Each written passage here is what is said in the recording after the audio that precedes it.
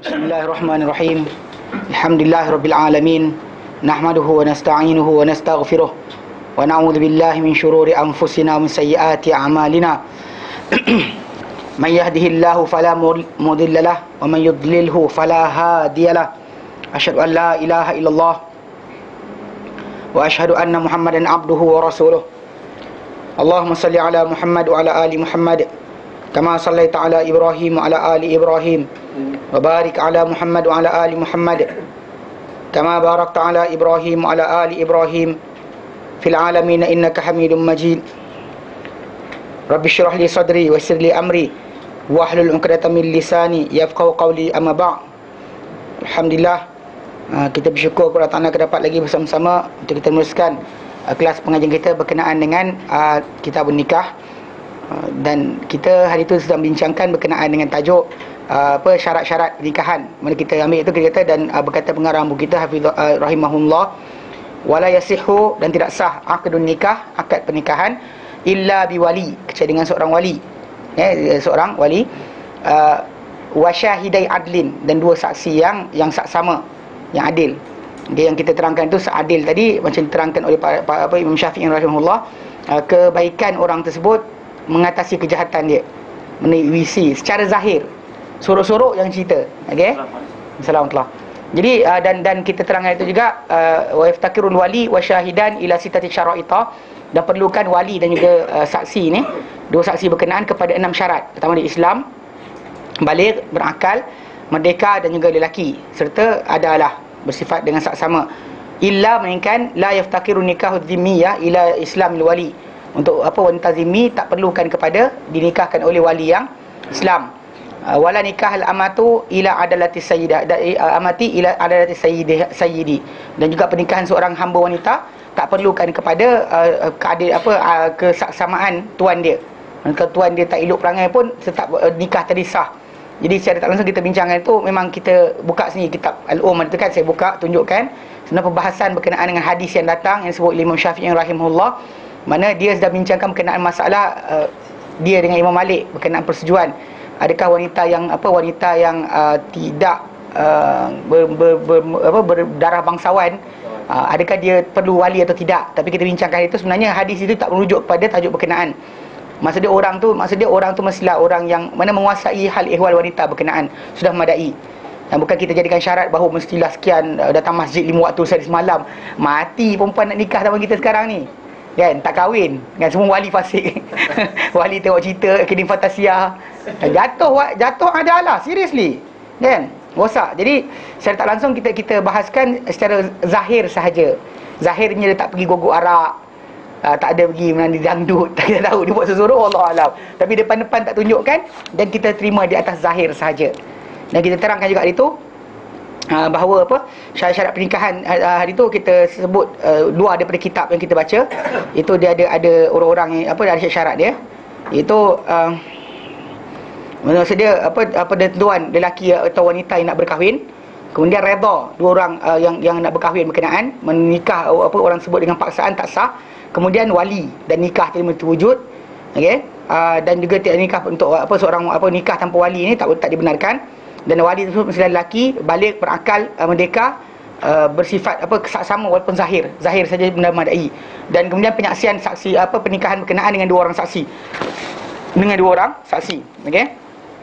Dan sebenarnya persyaratan dua saksi berkenaan adalah bagi, kalau kita bimbang kalau berlakunya keingkaran salah seorang di antara dua yang nak menikah tadi, dah menikah tiba-tiba tak mengaku pun ada juga. Jadi saksi tadi menjadi syarat. Dan kita sekarang dengan ramai orang tu semua saksi sebenarnya, kan. Dan yang kelima kita kata syarat dia adalah bersihnya dua orang yang nak berkahwin tadi daripada halangan-halangan pernikahan, seperti nasab ataupun sebab. Nasab adalah keturunan lah, itu mak dia, atau dia anak orang tu, atau itu kakak dia, atau itu abang dia, sebagainya. Atau sebab yang menyebabkan dia putus bukan mak dia, bukan bapak dia, tapi sebab penyusuan, ataupun sebab perkahwinan, musaharah, maksudnya orang tu kahwin dengan abang dia, maka tak boleh kahwin dengan dia. Ataupun orang tu wanita lelaki berkenaan kahwin dengan kakak dia, tak boleh kahwin dengan dia. Okey. Dan juga percanggahan agama. Okey. Jadi ataupun dalam sebab-sebab lain, contoh tambahan, para ulama menyatakan keadaan salah seorang di antara orang yang berkahwin tadi, orang yang nak menikah tadi, salah seorang atau menikahkan salah seorang, kerana mereka ni adalah orang yang berihram, maka juga tak sah. Atau dalam ihram, dalam umrah atau haji, juga tak sah. So itu kita dah settlekan. Baik, ini kita sambung apa yang dikatakan oleh pengarang buku kita. Baik, berkata pengarang buku kita rahimahumullah, wa aulal wulati, dan wali yang paling aula, wali yang paling utama, al-ab, bapa. Mana bapa dah kandung pada orang yang menikahkan berkenaan. Dan ini maksud dia, bapa kandung tu bapa yang menjadi bapa dia atas pernikahan yang sah. Maka dengan sebab itu tidak sah untuk menikahkan seorang yang bukan tak sah status taraf. Anak yang tak sah taraf tak dinikahkan oleh bapa kandung, bapa yang atas sijil perkahwinan dengan mak dia tadi. Dan kalau nikah tak sah taraf ke, keluar awal ke dan sebagainya, kat Malaysia dia ada nak bawah 6 bulan. Bawah 6 bulan pernikahan, kalau orang tu, anak tu keluar, maka bila pendaftaran nak dibuat, dia akan disekat. Mana anak dia tak akan dibin kepada bapa yang ada dalam sijil nikah tadi, walaupun dah bernikah. Walau dah bernikah sekalipun tak dibenarkan. Memang kita kata ini adalah syarat-syarat yang berlaku dalam tajuk ni. Walaupun sebenarnya kita kata walaupun kalau kurang 6 bulan pun kan, atau lebih 6 bulan ke, bukan syarat dia. Syarat dia memang pernikahan tadi, anak tadi adalah hasil daripada persetubuhan yang sah selepas nikah yang sah. Maka barulah boleh dibinkan kepada bapa berkenaan, dan bapa tadi warisi harta dia warisi harta bapa berkenaan, dan bapa tu berhak menikahkan dia. Jika tidak, orang bapa tersebut adalah orang asing bagi dia. Bahkan mengikut mazhab Syafi'i boleh kahwin dengan dia sendiri pun. Kalau kahwin, kalau tak kahwin dengan mak dia, boleh kahwin dengan dia. Mana anak-anak zina dalam mazhab Syafi'i boleh dinikahi oleh lelaki yang menzinai bapa berkenaan, pasal dia tak ada hubungan. Walaupun jumhur para ulama tak benarkan, kerana memang daripada keturunan dia. Tapi namun begitu perkara ni dibahaskan dengan panjang lebar. Jumhur para ulama tak benarkan. Imam Syafi'i rahimahullah menyatakan mereka tak ada hubungan nasab, tak ada hubungan keturunan, tak ada hubungan berkenaan dengan warisan harta. So jadi dia siapa dengan perempuan berkenaan? Tak ada. So bukan ada kena mengena dengan dia. Dia boleh. Pasal dalam Islam nasab ini dikira dengan pernikahan yang sah, dengan pernikahan yang tak sah. Pernikahan yang tak sah tak mendatangkan apa-apa hubungan kekeluargaan. Walaupun biological father, bahasa Inggeris kan, still tak pakai. Test DNA serupa pun still tak pakai. Faham Pasal ini sebab kenapa? Apa yang pertama sekali adalah bapa. Summal jaddu, kemudian jad, datuk. Siapa? Abul ab, bapa kepada bapa. Bapa pada bapa punya bapa. Bukan bapa mana atuk tu mak, bapa mak. Bapa. Bukan bapa mak, bapa. Tahu kan? Bukan bapa punya mak. Mak punya bapa. Tapi bapa punya bapa. Okey. Bapa punya bapa lah. Bapa punya bapa. Bukan mak punya bapa. Okey. Datuk lah, datuk Thummal akhu lil abbi wal ummi. Kemudian adik-beradik yang seibu sebapa dengan orang berkenaan, wanita yang nak nikah tadi. Mana kalau bapa dia tak ada, maka atuk dia. Atuk dia tak ada, maka adik-beradik seibu sebapa dengan dia. Thumma al-akhu lil ab. Kemudian adik-beradik sebapa dengan dia. Nah, mungkin lain ibu. Dia lain ibu dengan orang berkenaan, tapi bapa sama, dan boleh nikahkan. Boleh nikahkan dia. Thumma ibnul akhi lil abbi wal ummi. Kemudian yang boleh nikahkan dia adalah anak saudara atau anak adik-beradik yang sebapa dengan si ibu dengan dia. Yang lelaki adik-beradik perempuan tak kira. Adik-beradik perempuan punya anak tak boleh nikahkan mak saudara dia. Adik perempuan punya mana ada orang tuan anak saudara kepada seorang wanita, dia tak boleh nikahkan wanita berkenaan. Anak saudara kalau dia daripada adik-beradik perempuan. Kalau dia kata dia ni adalah adik-beradik lelaki pada wanita berkenaan punya anak, kan, perempuan tu ada adik-beradik lelaki, dia ada anak adik-beradik lelaki perempuan tu, dia boleh jadi waris yang boleh menikahkan wanita tersebut. Anak saudara yang daripada lelaki, daripada adik-beradik lelaki, bukan anak saudara adik-beradik perempuan. Ada beza ke? Kalau anda kata lelaki perempuan, ya. Mana ada? Bukan, maksud dia sekarang kalau dalam bahasa Arab dia nama sama je. Kan anak saudara lah. Cuma anak saudara tu panggil bapa saudara, mak saudara lain. Kalau anak saudara tu adalah anak adik-beradik lelaki kita, dia akan panggil kita apa? Ammi. Kalau perempuan ammah. Bukan amah tu kan bahasa baju tu. Ammi, ammah. Kalau anda kata dia anak kepada adik-adik perempuan kita, dia akan panggil kita khal. Khali atau khalah. Khal, khalun, khalah bagi perempuan. Mana dia akan ada perbezaan panggil, tapi kita panggil dia sama. Ibnu akhi, ibnu ukhti. So ibnul akh boleh layak. Ibnu anak adik-beradik lelaki. Bagi wanita berkenaan yang seibu sebapa, yang adik-beradik tu seibu sebapa dengan dia, maka layak menikahkan dia. Thumma, kemudian ibnul akhi lil ab, kemudian anak saudara yang sebapa dengan wanita berkenaan. Maksud dia bapa budak tersebut yang nak menikahkan dia tadi sebapa dengan dia, mak lain tapi bapa sama dengan wanita yang nak bernikah tadi. Dia ada adik dia yang sebapa dengan dia, dia tak ada anak dia ada. So anak tu boleh nikahkan. Thummal am, kemudian bapa saudara. Itu yang sebelah bapa. Kalau bapa saya sebelah mak, bagi wanita berkenaan dipanggil khal. Ammun maksud dia bapa saudara sebelah bapa. Thumma ibnuhu, kemudian apa? Kemudian anaknya, mana anak kepada bapa saudara sebelah bapa, sepupu lelaki bagi wanita berkenaan daripada bapa saudara dia yang adik-beradik dengan bapa dia. Faham adik-beradik bapa dia? Faham okey. So jadi dan wa ala hadha tartib, di atas tartib ini. Di atas tartib ini. Baik, dia sebenarnya Imam Syafi'i rahimahullah disebut dalam kitab beliau tentang tajuk ni, tentang perkara ni. Dan beliau menyatakan, dia kata apa? Dan tajuk ni yang kita kata mana yang mana Pak ulama mazhab Syafi'i ikut lepas tu adalah apa yang Imam Syafi'i nyatakan. Dia kata kat sini sekejap 175. Okey, besar sikit. Dia kata qala Syafi'i rahimahullahu taala, kata Imam Syafi'i rahimahullahu taala, wala wilayata li ahadin ma'a abin, mana tidak ada sebarang kewalian bagi sesiapa ketika bersama-sama dengan bapa. Mana bapa tu wujud dan bapa itulah yang layak. Tak ada siapa layak bersama dengan dia. Di sini masalah kita, kalau bapa fasik boleh lompat pada datuk tak? Tak. Suruh bapa tu bertaubat dulu kemudian baru sekian. Jadi normally kat Malaysia ni kita biasa nikahkan suruh syahadah dan sebagainya. Dan kita kata benda berkenaan sudah memadai. Kerana sahabat Nabi SAW dahulu ada seorang lelaki, dia terlafaz wallata, demi Lata. Dia kata, dia jumpa Rasulullah, dia kata, ya Rasulullah, aku telah tercakap demi Lata wal Uzza, kan? Dia sumpah dengan nama berhala. Nabi kata, qul la ilaha illallah, katakanlah la ilallah. Memadai untuk membetulkan balik akidah dia. Jadi kalau dia kata macam tu keadaan dia, kita terima. Tak perlu kita kata mandi taubat dulu, kan solat taubat tak payah.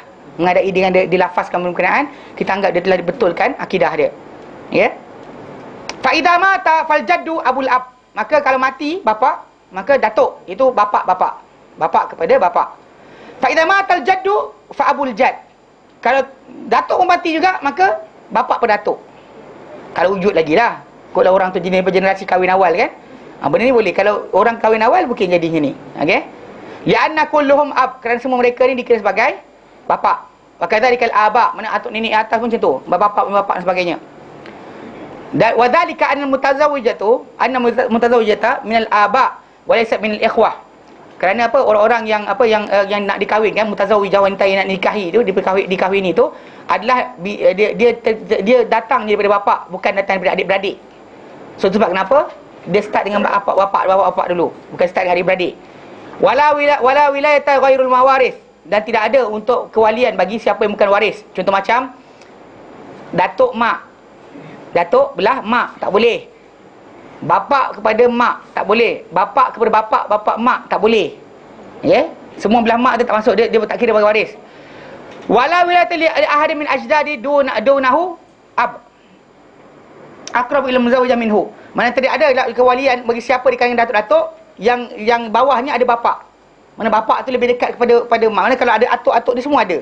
Tahu lah bangsa manusia imbu umur panjang, atuk dia 7 keturunan ada lagi. So jadi bila bapa dia siapa paling rendah, dia yang paling layak untuk menikahkan wanita berkenaan. Fa idza lam yakun la ab, kalau tak ada sebarang keturunan bapa dia, bapa punya bapa tak ada, fal ikhwah, maka adik-beradik. Wala liwata li ahadin min al ikhwah ma'a aba, dan tidak ada sebarang hak untuk kewalian daripada adik-beradik ni bersama-sama, ketika bersama dengan atuk nenek, atuk tu tak boleh. Bapa, bila ada bapa je, adik-beradik jatuh. Wa idza lam yakun aban fala wilayata li ahadin mal ikhwah. Maka kalau tak ada bapa, orang yang atas, bapa punya bapa tak ada, maka tak ada siapa berhak untuk kewalian bagi wanita berkenaan bersama-sama dengan adik-beradik. So adik-beradik pegang nombor 1. Okey. Dan jika berhimpun semua adik-beradik dia ramai. Jenis bapak dia kahwin banyak. Ada adik-beradik semak sebapak, adik-beradik sebapak, adik-beradik macam-macam. Dia ada. Maka yang dikira untuk dia adalah adik-beradik yang sebapak, seibu dengan dia. Lebih utama daripada apa? Yang lain-lain. Fa idza lam yakun banu jangan tengok situ. Tak ada kat situ. Ni buku lain. Ni kitab Al-Um. Ni kitab Al-Um. Ni mana kita kata kenapa ulama kata macam tu? Sebab aturan ni. Kalau ikut aturan hadis Nabi SAW, anda tak akan jumpa. Bahkan kita kata kalau ikutkan macam kita letak dalam pewarisan harta, lepas bab keutamaan mula dengan anak. Untuk asabah makan harta lebihan harta kita, anak dapat dulu. Kalau tak ada anak, cucu. Tak ada anak cucu baru balik pada bapak kita. Bapak kita tak ada, atuk kita tak ada, baru pergi pada adik-beradik. Adik-beradik tak ada, baru pergi pada anak saudara. Anak saudara tak ada, baru pergi kepada bapak saudara. Kita punya belah bapak. Dia punya tu intermingle. Tapi yang ni tak, start dengan atas, bawah. Dia tak kira dah. Tapi nanti pak saudara naik atas balik sebenarnya. Okay, dia kata wala wilayah talibani mana anak-anak kepada emak. Contoh macam orang tu mati, orang bapak dia mati, kemudian dia adik-beradik semak dengan dia. Adik-beradik semak dia tak boleh nikahkan dia.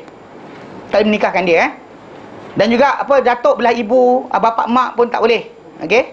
Maka dia kerana dan wilayah ni sebenarnya untuk asabah saja. Orang makan asabah daripada harta dia. Tapi lah macam kita terangkan tadi, dekat sini ada letakkan masalah aula di antara anak dengan adik-beradik dahulu sebelum anak. Okey.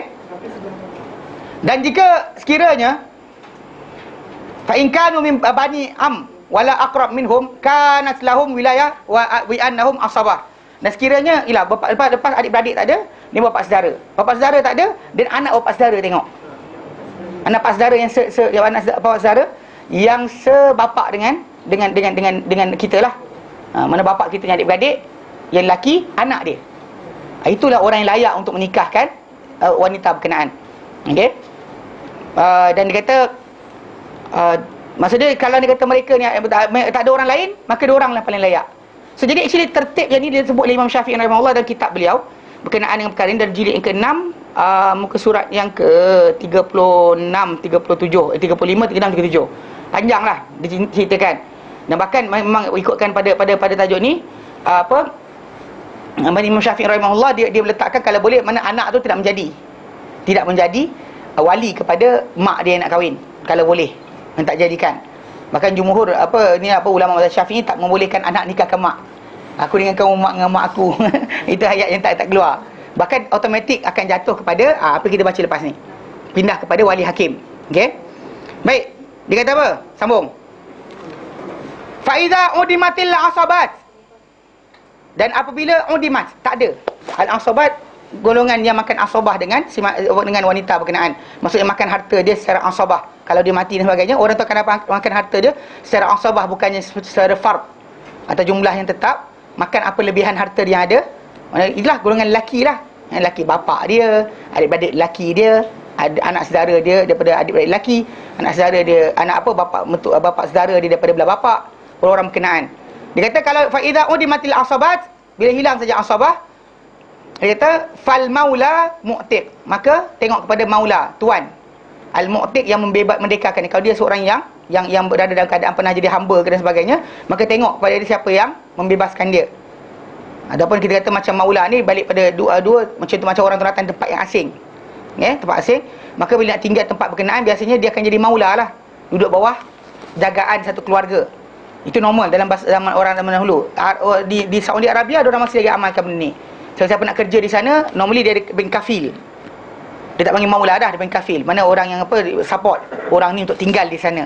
Orang ni kena punya ni, dia jadi macam penanggung pada orang yang tinggal tadi. So anything urusan dan sebagainya, kalau kita buat salah pun dia orang akan cari orang tu dulu. Itu kenapa wujudnya. Dan penting benda ni, perkara ni pasal memang dalam Islam, bila jenayah dibuat oleh seorang, anda bunuh orang dan sebagainya, kalau anda tak boleh bayar, dia cari pada orang tadi. Kalau dia cari pada kabilah berkenaan, kabilah keluarga orang-orang tersebut. Dan macam di Yaman contohnya, kalau berlaku benda macam ni, memang biasanya contoh macam orang tak mampu nak bayar, dan kabilah dia akan bayar bagi pihak dia. Dia akan kutip daripada semua ahli kabilah, bayarkan. Itu kadang-kadang ada baik insiden kabilah tadi. Maksud dia orang yang tertindas ke dibunuh dan sebagainya, dia akan dapat hak dia. Sebelum keluar duit Baitul Mal, ini dulu akan berlaku. Ini akan dibuat. Jadi Maula Mu'tiq ni actually dua sama ada, tapi apa istilah yang digunakan di sini adalah yang memerdekakan. Al-Mu'tiq yang memerdekakan orang berkenaan.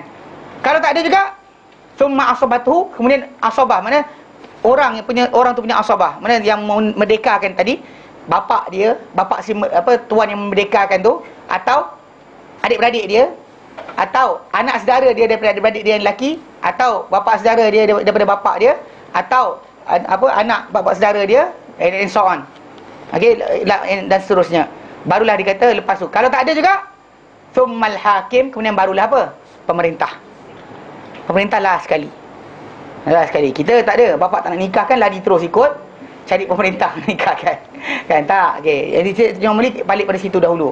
Yang balik pada orang-orang berkenaan. Sebelum kita nak kata lari daripada asas. Tapi macam kita adalah baca dalam mazhab Syafi'i, beliau memang jumhur para ulama dalam mazhab Syafi'i mengatakan kalau pernikahan tadi dengan bapa wujud, nikahkan oleh orang lain, adik-beradik nikahkan tak sah. Dan sebagainya, tidak akan menjadi sah. Pasal dia mesti daripada wali yang utama, paling utama dalam pernikahan tadi. So dia start dengan bapa. Bapa ni baru datuk. Datuk tak ada, baru datuk punya bapa dan sebagainya. And so on. Dan disebut anak tadi, sebenarnya yang dimasukkan anak yang tak boleh itu adalah anak daripada anak perempuan kita. Anak daripada anak perempuan. Anak lelaki, cucu lelaki kita dia anak lelaki tak ada, yang itu tak boleh. Kalau anak lelaki tu masih lagi dikira sebagai wali kepada mak dia, kalau dia kata ikutkan daripada konsep asal kuat wali tadi, jumhur ulama benarkan. Okey, faham Ya. Kalau ikut Imam Syafi'i kan, datuk, kadang-kadang dia dah tua. Tapi dia punya cara-cara tu okey, berakal, berdekam, tapi dia macam nyanyok, tak boleh lah. Bukan nyanyok, dia pekak. Pekak tak boleh lah, kita nak ajar macam mana? Tak boleh. Tak, tahu, actually bila hilang keupayaan, maksud dia orang tu dia ada akal. Hilang upaya tak boleh. OKU yang tak boleh faham orang cakap apa dan sebagainya, jerit baru nak pakai. Aku terima nikahnya, macam tu. Kan matilah macam tu nak nikah. Macam mana kan? Itu ada syarat-syarat lah. Syafi'i kan, datuk.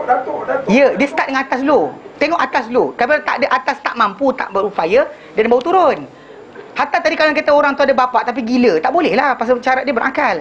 Yelah, dia berakal tapi tapi tak sampai. Bila macam ni? Okey, dengar Bila orang tu dia ada akal, tetapi dia kurang upaya, maksud dia tak boleh faham, tak boleh difahamkan tentang apa yang berlaku, maka dia anggap dia tak cukup sifat lah, tak cukup syarat. Okey, syarat tak cukup. Buta, pekak tu ada, tapi ada akal. Buta, pekak tak boleh. Okey, anything concerning macam tu, dia kira bila orang tu sebut sifat dia macam tu, dia bawah jagaan, bukan dia menjaga. Dia di bawah jagaan. Sedangkan kita kata yang sekarang ni yang menjadi wali kepada wanita berkenaan, yang sepatutnya adalah orang yang menjaga wanita tersebut. Faham tak? Hal ehwal dia, anything happen pada dia, wali tadi tu akan tuntut. Kan untuk bawa ke mahkamah ni balik dan sebagainya, dan uruskan, tu kepentingan sebenarnya. Dia ambil daripada orang yang lebih senior dan sebagainya, kerana kedudukan tadi akan menyebabkan penghormatan yang tinggi. Kalau dia kata ambil apa? Adik-beradik dia. Tengok macam muda lagi.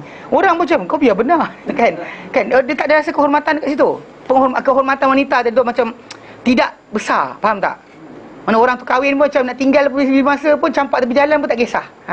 Jangan dia kata yang jaga wanita berkenaan, orang tua yang kita panggil orang yang dewasa, yang dihormati, respectable kan dalam masyarakat dan sebagainya. Orang tu nak buat benda fikir 10 kali. Pasal wanita tadi bukannya dia ambil kutip tepi jalan, kutip tanpa. Faham? Kan kutip tu tak ada. Dia ambil dengan kehormatan, maksud dia. Sebab kena pentingnya wali ni tadi kita terangkan itu. Jadi dan kenapa kita kata akhirnya hakim? Tengok nombor 3. Dikaulihi sallallahu alaihi wasallam, kena sabda baginda SAW, fasultanu waliyun man la waliyalah. Maka sultan, pemerintah adalah wali bagi siapa yang tiada wali baginya. Riwayat Abu Dawud hadis nombor 2083, wa Tirmidzi dan Tirmidzi hadis nombor 1102. Wa ghairuhuma dan lain an Aisyah radhiyallahu anha, daripada Aisyah radhiyallahu anha. Hadis daripada Aisyah radhiyallahu anha, Nabi kata, mana kalau sultan itu adalah wali kepada orang yang tak ada wali. So di sini yang timbul ni tajuk berkenaan dengan nikah di Thailand. Faham?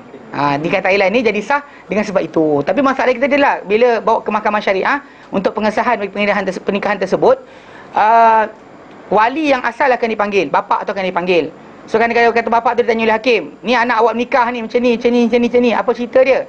Kalau wali tu kata saya tak setuju dan sebagainya, maka nikah tu akan dibatalkan. Takkan diberikan pengiktirafan dan sebagainya. Okey. Sebaliknya, jika pernikahan tersebut nak kuali tu kesian kat anak dia kan, malah macam cerita saya sendiri tak ada kat sini, saya ada kat luar kawasan. Dia cakap macam tu kan. So automatik mahkamah akan mengesahkan perkahwinan berkenaan. Tu cara dia sebenarnya. Dan macam saya ada akak seorang cakap, dia kata apa, ada orang tu nikah kat Thailand, lepas tu kemudian nikah tadi tak ada surat, kemudian bila nak nikah berkenaan tu tak nak cari berkenaan, tak jumpa pula. Problem lah. Macam kita kata pernikahan di Malaysia tadi, pembatalan pernikahan hanya berlaku cara berkenaan. Dan untuk nikah tersebut dengan cara itu. Maksudnya itu sebab kenapa orang cakap awal jangan ikut sangat budaya apa, nasi lemak buah bidara. Dah lafaz, tapi masalahnya benda tadi saya tahu, tapi benda berkenaan walaupun tak ada paper sekalipun, benda tu boleh disahkan. Faham tak? Boleh disahkan. Pengesahan boleh dibuat. Kalau nak buat cowboy, buat tak tahu je, pasal rekod dia berkahwin pun tak ada. Kan? Namun begitu kita kata biar benda tu rasmi. Jangan sampai nanti ada masalah di kemudian hari, tiba-tiba lelaki tu datang, jeng dia tunjuk surat nikah. I tak ada penceraikan you, macam mana? Nikah yang nombor 1 ke nombor 2 macam mana pula? Tak mati. Walau dilafaz sekalipun, kalau dia jahat, niat manusia lelaki ni baik semua. Iyalah, betul lah. Dia tanggung dosa tak tu benda lain. Ada orang tak kisah dosa. Dia janji nak rosakkan hidup orang, dia tak kisah. Jangan main. Ada orang manusia gila sikit.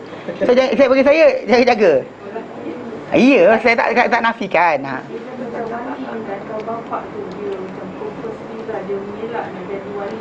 Anak dia dua cara. Okey, bila anak ni dia nak nikah, lepas tu bapak dia tak nak.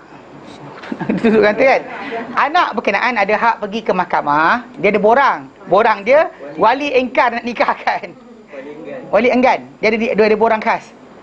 Ambil. Ya, tahu tak kisah. Dia tak nak, ambil isi borang tersebut. Perempuan tu isi borang tersebut, kemudian pergi ke sana. Dia akan panggil, mahkamah panggil.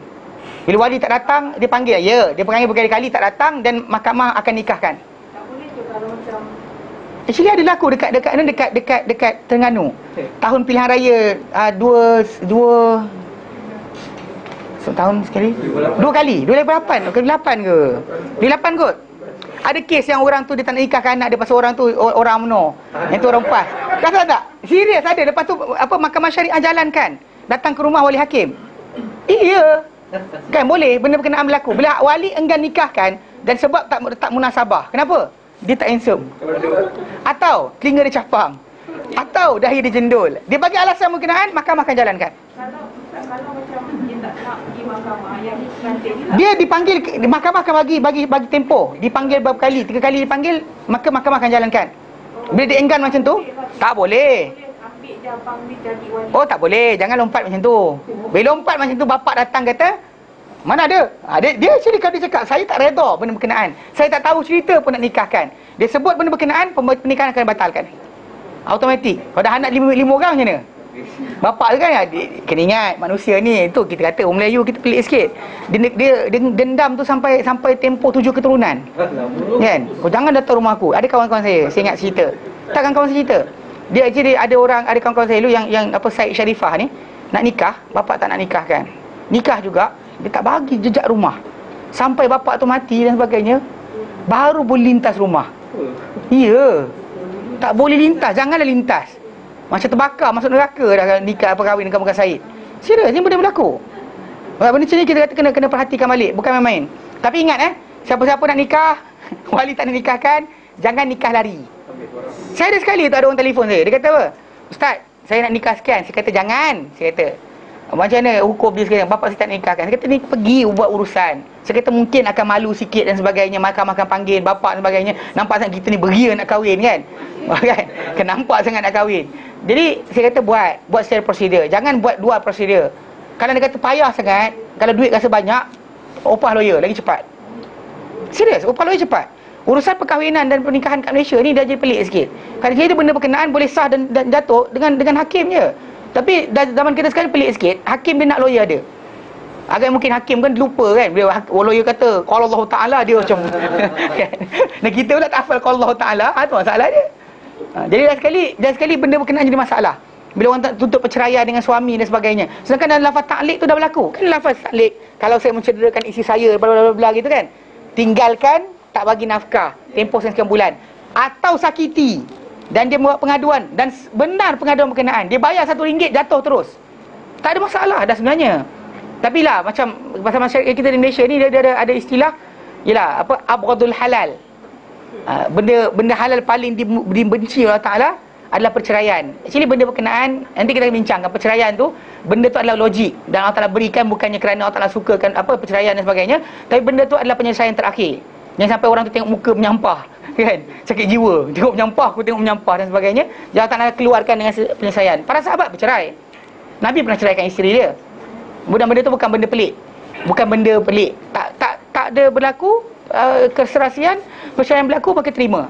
Yang pening kepala lah pula, macam apa nak jadi ni, tak ada apa nak jadi, kan? Teruskan kehidupan anda berjalan. Faham? Ini masalah. Pasal kes tu yang saya ceritakan kadang-kadang yang Jabatan Mahkamah Syariah ni dia cuba nak tangguhkan, tak nak jumlah perceraian banyak. Betul. Tapi sebenarnya tadi kita kata balik pada expectation awal lah.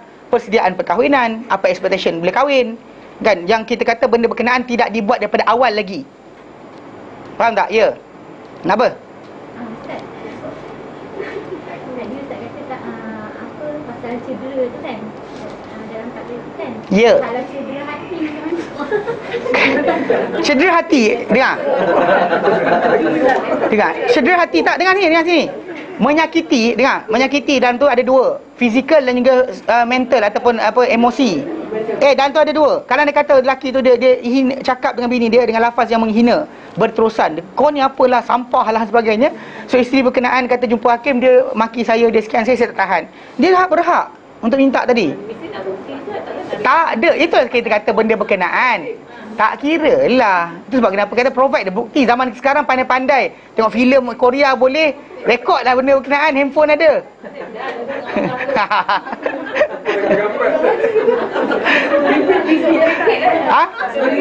Normally mahkamah akan tanya. Mahkamah akan tanya tu je. Mahkamah akan tanya. Actually dalam benda berkenaan kita kata kalau anda kata aduan tidak berkali-kali dan sebagainya, benda berkenaan boleh jatuh. Tak ada masalah. Dan actually sebenarnya itu dua. Satu lagi, apa cara je wanita ni bab perceraian kita akan belajar, bukan yang taklik dan sebagainya ataupun khuluk. Maksud dia perempuan tu bayar balik apa yang suami tu bagi sebagai apa mahar perkahwinan, dan lepas tu lepaskan diri dia dengan satu perceraian. Itu ada tajuk yang lain. Tapi secara asasnya kita kata ialah expectation awal. Memang kita kata tak nak perceraian tu berlaku dengan banyak, tetapi daripada awal patut ajar.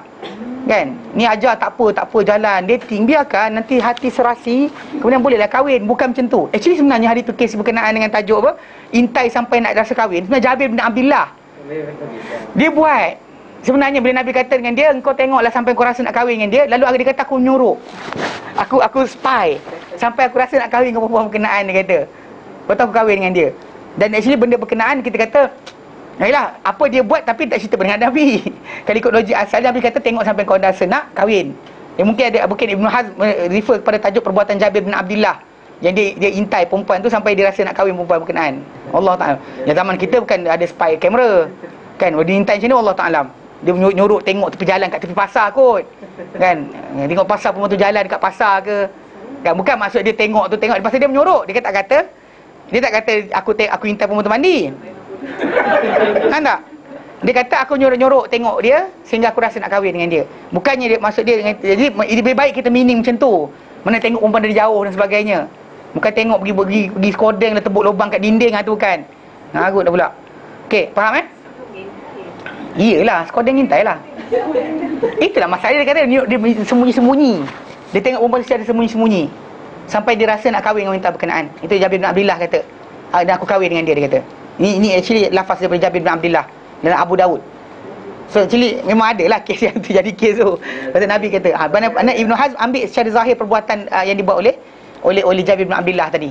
Walaupun kita kata benda yang para sahabat buat, dia tak boleh melainkan dan clarify Nabi SAW, baru kita iakan. Pasal ada para sahabat dahulu bila time solat kan, dia panas sangat, dia mengadu, Nabi buat tak tahu. Tahu dia buat apa? Dia sujud atas tangan. Dia sujud ada dapat tangan orang. Pasal panas sangat lantai, dia sujud atas tangan. Tapi para ulama nyatakan itu adalah mereka buat sendiri tanpa mereka beritahu Rasulullah SAW.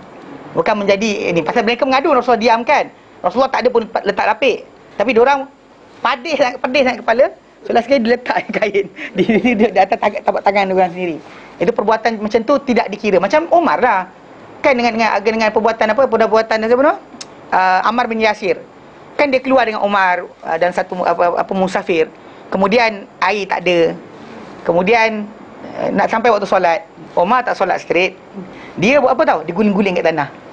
Dia guling-guling, Allahu Akbar, semayang. Balik Madinah, dia tanya Rasulullah. Nabi clarify benda salah. Kalau diorang tanya Rasulullah, dan kita tahu dia clarification tadi.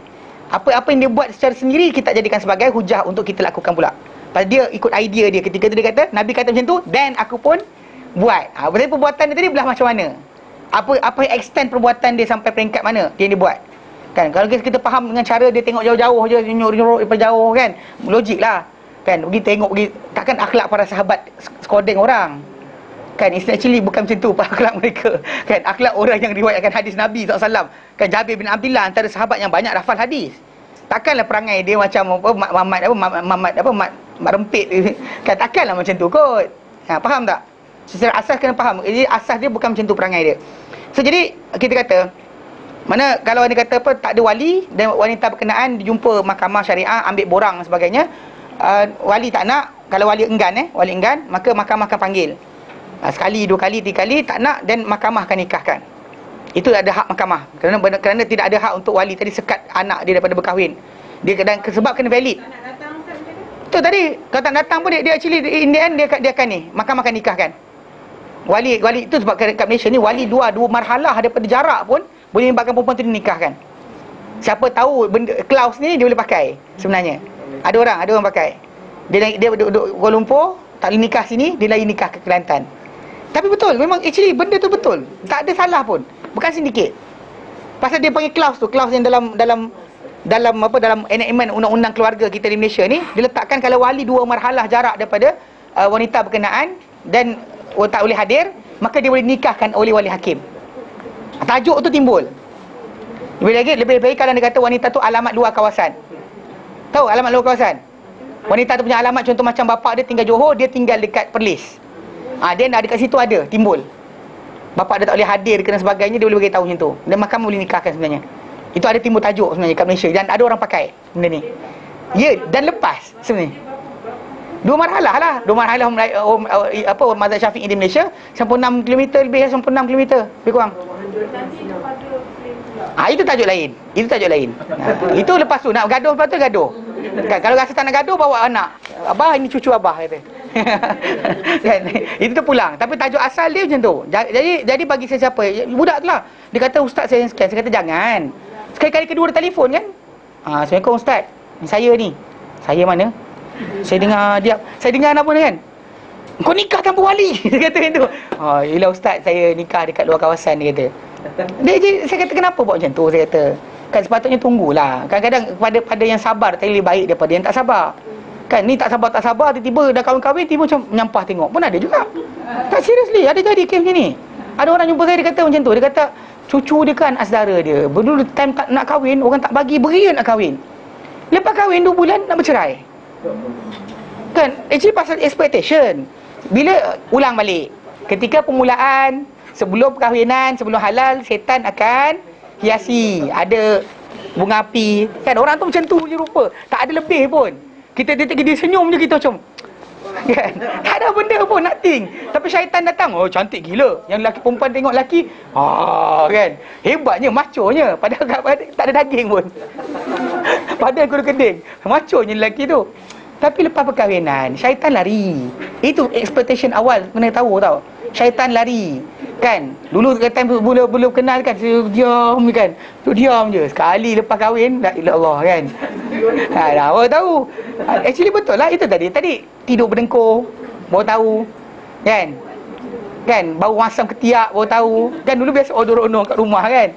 Jadi kena faham. Kadang-kadang sebelum perkahwinan dan benda-benda macam tu tak terfikir. Banyak orang tak fikir benda berkenaan. So, jadi jangan rushing. Faham tak? Tapi kalau yang mak bapak pula, bila dah benda tu cukup syarat, permudahkan. Jangan lewat-lewatkan, jangan tunggu tangguh, nantilah kemudianlah, nantilah ada sekianlah. Benda tak membawa kebaikan.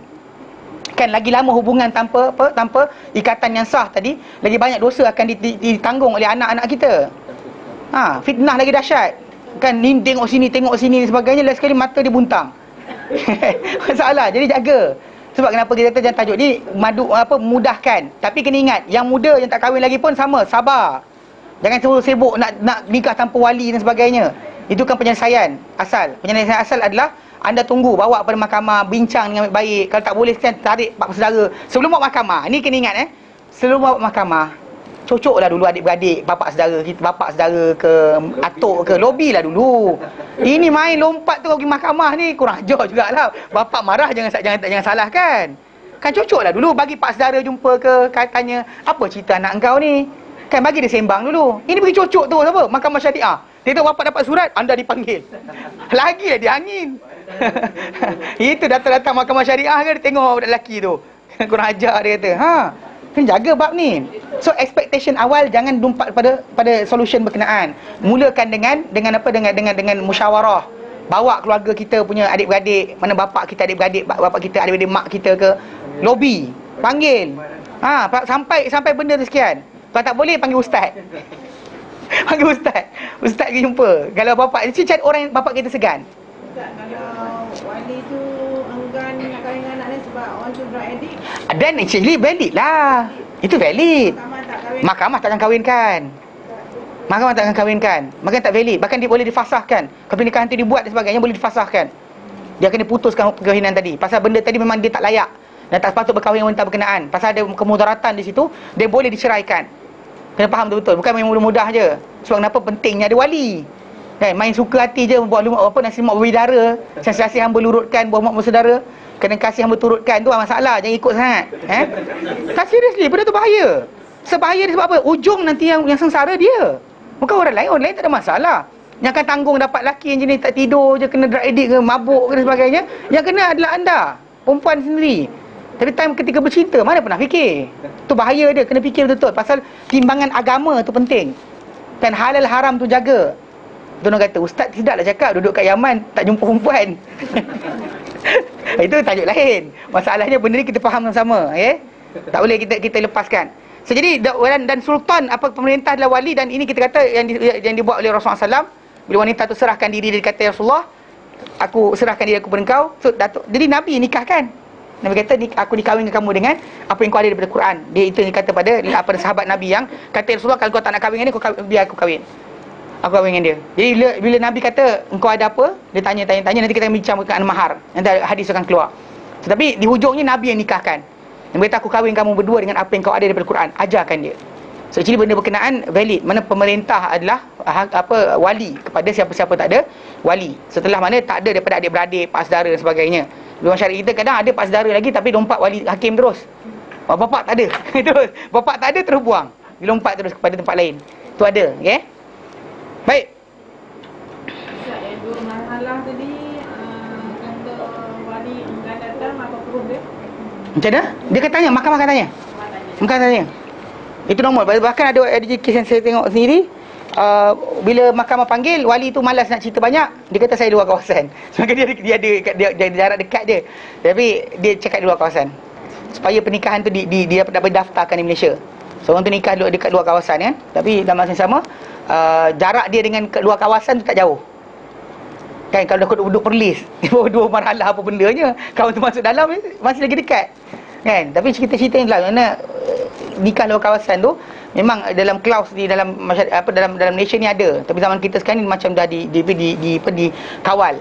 Contoh macam ada untuk seorang lelaki. Tahu cerita kan? Nak nikah, contoh macam orang KL nak nikah di Kedah, dia kena dapat izin untuk nikah luar kawasan. Tahu? Tahu. Okey. Kalau orang Kedah nak nikah di Kuala Lumpur macam tu juga. Lelaki lah. Lelaki. Kalau perempuan, dia punya dia tempat di mana alamat dia tinggal. Alamat tinggal. Kalau alamat di Shah Alam, dia nikah di Shah Alam. Walaupun wali dia turun lah. Wali dia kena datang hadir. Tapi alamat dia. Kalau kata luar kawasan, anybody yang nikah di luar kawasan dia tinggal, maka dia perlukan kepada surat untuk pengesahan dia tinggal di tempat berkenaan. Itu cara. Surat nikah. Mudah je. Lepas tu kata nak dusun Korea. Tadi kalau kadang ada orang tak tinggal situ pun. Dia jumpa dengan tok imam dan sebagainya, dapatkan pengesahan. Tok imam cop. Dan dalam sujud nikah tadi madai lah.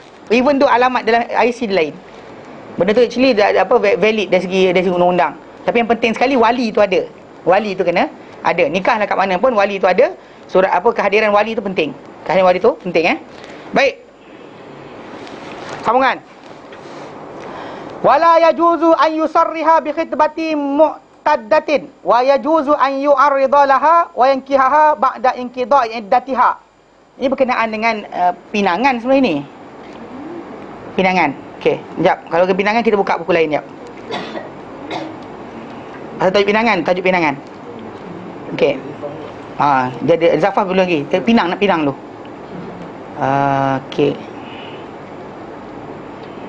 Okey. Baik, oleh kerana dalam buku tak tulis, kita buka buku lain. Bagus je, buku banyak kan? Okey. 175. Yang tanya saya buka buku mana? Ada buka ni, buku apa, ringkasan apa, fiqh ringkas. Fiqh Muyassar fi Kitab Sunnah. Dia actually bagus, dia mudah, dia ringkaskan semua sekali dalil. Baik. Start dengan sebelum nak pinang. Tajuk penting sebelum tu yang dalam buku kita tulis adalah pemilihan isteri dan juga apa ciri-ciri yang demikian. Okey, ikhtiyaruz zaujati wa muqawwamati zalika. Ini masuk juga wanita pun pilih lelaki pun macam tu juga. Okey. Pemilihan suami, macam tu perempuan tengok suamilah. Maksudnya itu ada hak untuk ditolak atau tidak. Macam lelaki pula ketika memilih isteri macam tu juga. Ada ciri-ciri untuk perkara berkenaan. Dia kata dan disunatkan menikahi wanita yang mempunyai agama. Wanita yang mempunyai agama. Yusannu nikah al-mar'ati zatid dini wal afafi wal asli tayyib wal hasabi wal jamal. Disunatkan untuk seorang tu menikahi wanita yang punya agama. Afaf mana ke sifat apa menjauhi dosa. Mana sopan. Modest. Baiklah. Wal aslu tayyib dan juga keturunan yang baik. Wal hasab dan juga apa kedudukan yang elok serta kecantikan. Kenapa? Li hadis Abi Hurairah, kerana hadis Abu Hurairah radhiyallahu anhu, anna Nabiyya sallallahu alaihi wasallam, Nabi sallallahu alaihi wasallam qala, baginda bersabda. Kenapa itu yang ada kriteria di situ? Tapi untuk perempuan pun dia ada hak juga. Jangan kata ini pilihan untuk lelaki je kerja dia. Sebenarnya pasal benda ni untuk lelaki, pasal lelaki yang memimpin. Adapun perempuan dia elok-elok awal lagi dia kena tahu siapa yang memilih dia. Pasal untuk lelaki ada hadis yang lain. Untuk yang lelaki, hadis yang datang adalah Nabi kata, "Idza ja'akum man tardawna dinahu wa khuluquhu fazawwijuh." Bila datang kepada kamu orang yang kamu redai akhlak dia dan juga agama dia, maka kawinkanlah dia dengan keluarga kamu. Menerima dia sebagai menantu kamu. Kalau illam taf'al, kalau kamu tak buat, ia akan menjadi kerosakan yang besar. Nabi nyatakan. Maka bukan nanti pasal manusia akan pilih untuk menjadi menantu dia, bukan orang berkenaan. Dan actually akan timbul masalah. So, jadi pemilihan isteri yang asas pasal lelaki ni yang memilih. Lelaki ni akan pergi minang dan sebagainya, bukan perempuan pinang lelaki. Disunatkan untuk pernikahan wanita, dinikahi wanita yang punya agama, kesopanan, asal kehidupan, keturunan yang elok dan juga yang berkedudukan serta ada kecantikan. Kenapa? Kerana hadis Abu Hurairah radhiyallahu anhu bahawa Nabi SAW bersabda, "Tunkahul mar'atu li arba'." Dinikahi seorang wanita itu kerana 4 perkara. Tunkahul mar'atu li arba'. Dinikahi seorang wanita itu kerana 4 perkara. 5 liha, kerana harta dia. 5 liha, kerana harta dia. Wali hasabiha, kerana keturunan dia. Wali hasabiha, kerana keturunan dia. Wali jamaliha, kerana kecantikan dia. Wali jamaliha, kerana kecantikan dia. Wali diniha, dan kerana agama dia. Dan wali diniha, dan kerana agama dia. Fazfar bidzatad din taribat syadak. Mana dapatkanlah dengan yang punya agama, taribat syadak, engkau akan untung. Engkau akan untung. Taribat syadak, mereka kata akan untung. Dua tangan kamu engkau akan untung. Jadi dia kata maka digalakkan untuk seorang tu bersungguh-sungguh fayuhras ala zatadid. Maka digalakkan atau digesa untuk yang punya agama. Fil maqamil awal, pada kedudukan yang pertama. Mana first thing first, cari yang ada agama dahulu. Pada situ yang ada asas. Mana taat ke tidak pada suami dan sebagainya, di situ duduk dia. Mana kalau kadang macam zaman kita sekarang ni, manusia ni baik itu satu benda.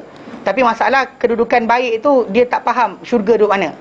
Pasal tak tahu macam ada saya tengok separuh orang. Dia actually berrajin datang kelas agama, bagus. Tapi apa? Suami kat rumah dia tinggalkan. Itu masalah. Itu masalah, tak boleh.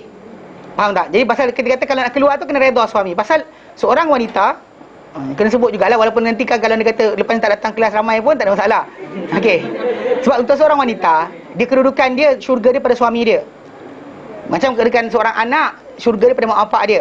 Bila kita sebut anak pada mak bapak, biar mak bapak tu perangai tak elok mana sekalipun, mak tu jenis suka mengumpat, bapak jenis macam-macam suka mencarut sekalipun, si anak yang dikira oleh Allah adalah hubungan dia dengan mak bapak dia. Masalah mak bapak dia dengan orang lain tu tajuk lain. Dia bukan menjadi alasan untuk kita kata tapi mak saya tu mulut dia macam tu. Itu bukan syarat untuk membolehkan anda buat kurang ajar. Faham? Macam juga seorang wanita dengan suami dia. Mana suami dia punya kesalahan dengan tu, itu dia dengan Allah Ta'ala. Tapi dia dengan suami dia hubungannya satu lagi. Allah Ta'ala kira di situ. Faham? Jadi kalau dia kata untuk dapat syurga yang tertinggi, bukanlah masuk datang kelas agama dan sebagainya, tapi syurga tinggi duduk pada suami untuk wanita. Tu kena faham tu betul. Sebanyak ada saya tengoklah ada orang dia pergi ceramah lah. Jadi ustazah pilihan ustazah pilihan kan. Jadi pergi sekian pergi ceramah kan. Kita hendaklah sekian pukul 3:30 pagi 4 pagi baru balik. Ada seorang hamba Ta'ala. Dia semua terampunkan dia. Dia cakap depan orang ramai. Dia kata, saya berceramah, saya sekian balik berdakwah dan sebagainya.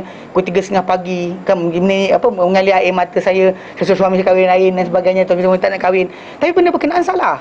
Saya hampir-hampir nak bangun ketika tu nak tanya. Saya kata, bukankah bila Nabi kata dalam hadis yang sahih, Nabi kata bila seorang wanita ni dia taat Allah, taat suami, jaga kehormatan, semayang pada hari-harinya, puasa pada bulan-bulannya, akan dikata pada hari akhirat nanti, masuk ke syurga dari pintu mana kau nak. Dan kita tahu bahawa ini adalah kedudukan Abu Bakar. Lelaki tak dapat benda ni. Orang lelaki tak dapat barang ni. Ni perempuan dapat. Mana 5 benda berkenaan. Tak payah jihad fisabilillah, tak payah angkat senjata, tak payah berdebat dengan non-Muslim, Kristian punya evangelis, tak payah sekian, tak payah angkat balak, tak payah. Betul lah, masa-masa kadang ada orang tu dia salah faham. Dia cari agama, wanita dia cari agama bukan tempat dia.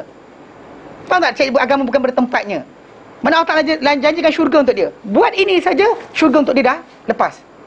So Nabi kata, ni dia kena faham. Ni dalam masalah hak suami kata isteri dia tu, memang ada batasan dia. So kan ada orang tu lupa, dia kejar kan. Suami kat rumah macam, mana bini aku? Itu tak boleh. Kena jaga betul-betul. Kalau nak keluar rumah kata, bang nak pergi belajar ni, bang tak nak ikut sekali, tak apalah, you pergilah. Tak apa, kalau dia sengih je tak apa. Kalau dia kata nampak muka dia masam, jangan pergi. Sebut baik, itu masalah asal tadi. Pasal kalau wanita yang beragama, dia faham duduk dekat mana. Sebab kenapa kita lihat, perhatikan isteri Nabi SAW, tak ada seorang pun jadi penceramah bebas. Siapa-siapa nak belajar apa-apa, datang rumah Nabi, balik tabir, tanya, ya Ummul Mukminin, Nabi buat apa pada perkara sekian? Ya Ummul Mukminin, macam mana Nabi solat malam? Diorang tanya macam tu. Jadi isteri Nabi jawab, bukan keluar berceramah. Pergi tepi jalan, kita perlulah sana sekian. Apa hal? Tadi kalau isteri tu keluar tak dapat izin suami, tapi terlalu kerap sangat, macam mana? Kena baiki balik. Ada saya jumpa orang yang adalah saya jumpa, saya ada orang cerita pada saya. Saya cerita orang kita. Kita kena jauhkan lagi. Nak kena jauhkan lagi supaya orang tak tahu. Okey kan. Cerita. Actually kisah-kisah macam dia datang jumpa kata dengan suami dia makin jauh dan sebagainya. Suami dia ada inilah, marah dia ke dan sebagainya. Tapi suami dia tak ada pun sebarang inisiatif untuk belajar agama bla bla bla bla. Saya kata dengan dia, Kak balik rumah Kak. Saya ada balik rumah macam tu je. Saya kata minta maaf Kak. Akak mensyurga pada suami Akak. Saya tak boleh cakap, saya tak boleh bagi idea lain. Pasal memang Allah akan tanya dia punya hak pada suami tadi. Macam seorang anak dia tanya hak pada mak bapak dahulu. Sebelum jihad fisabilillah, tak nak Rasulullah, ada orang yang jumpa Rasulullah. Dia kata, ya Rasulullah, aku nak pergi berjihad. Nabi kata, kau ada mak bapak lagi? Dia kata, ada. Nabi kata, balik pada mak bapak kau pergi berjihad. Pasal ada keutamaan di situ. Yang kadang-kadang baguslah lepas subuh terus datang kan. Suami jadi malas kan. Tapi time sarapan pagi suami nak minum kopi. Kena pula ada pencin. Lagi yang salah. Kan dia nak together tau. Together makan sarapan pagi, together. So jadi tengok bini hilang. Mana pergi? Kuliah duha. Mana pergi? Kuliah zuhur. Mana pergi? Suami tu macam bini aku. So jadi jaga sikit. Tapi tak salah pada suami ke Ustaz? Dah, itu masalah. Suami malas. Itu antara dia dengan Allah Ta'ala. Tengok, saya ulang balik Saya kena galakkan isteri dia Ustaz. Itu antara dia dengan Allah Ta'ala. Tapi atas isteri dia punya syurga, lelaki tu kau tak akan tanya. Ya. Nak puasa pun tak izin. Oh, tak boleh. Nak puasa pun tak boleh. Nak puasa kan dalam hadis Nabi kata apa? Tidak halal untuk seorang wanita berpuasa sedangkan suami dia hadir. Melainkan dengan izin suami berkenaan. Nak puasa pun tak boleh. Misuse. Takkan misuse. Itu sebab kenapa wanita dia kena pandai lah juga. Bila wanita tu macam tu, suami dia pula macam, udahlah kau pergilah. Dia kata, gila aja apa. Rimaslah aku pula, kau tengok kau tiap hari. Pun ada juga. Betul? Ada juga lelaki dia kata macam I nak apa nama quality time alone kan. Lelaki dia pula minta jauh. Pergi. Suami tu pula halau. Pun ada juga. So jadi biar benda tu berlaku dengan baik. Faham tak? Jangan kita kata benda berkenaan. Asas pertama seorang wanita, dia punya pada suami. Dan benda ni hanya berlaku tu saya kata bila sebut berkenaan dengan orang sebut Khadijah, orang sebut Aisyah radhiyallahu anha, dan semua sekali isi Nabi yang Ummul Mukminin yang menjadi rujukan dalam fiqh, hadis atau tafsir dan sebagainya, atau amal-amal Islam. Mereka tak keluar rumah merayau. Tak pergi ceramah masuk tengah-tengah masjid. Auzubillahi minasyaitonirrajim. Bismillahirrahmanirrahim. Berceramah pula lepas bagi khatirah. Bagi ingatan lepas Zuhur ke lepas Asar ke. Tak, diorang takkan buat. Pasal apa?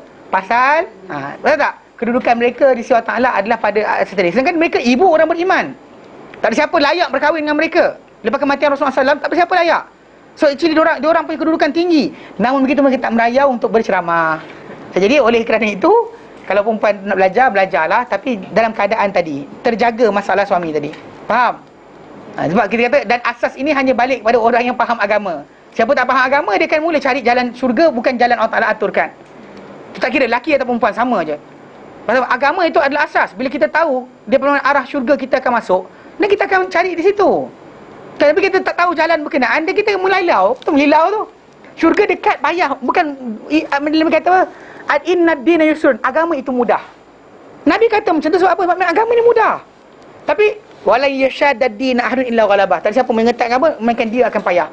So macam bila orang cari jalan ke syurga dengan jalan yang bukan Allah Ta'ala aturkan, dia akan pening kepala. Dia akan rasa susah, dia akan seperit. Sedangkan dia tak ada selapang pun. Sedangkan kita kata kalau orang tu tahu jalan ke syurga dia tak ada masalah. Dia tahu jalan ke syurga dia apa. Dengan zikir, dengan puasa sunat, dengan ibadat-ibadat tertentu yang dia buat. Cukup. Untuk wanita, jaga 5 tadi. 5 tadi terjaga, dan anda Rasul jamin perkara berkenaan. So, apa masalah dia? Ia kedudukan Abu Bakar. Ya. Kalau suami tak boleh bimbing kita dari segi agama, kita betul boleh keluar. Still.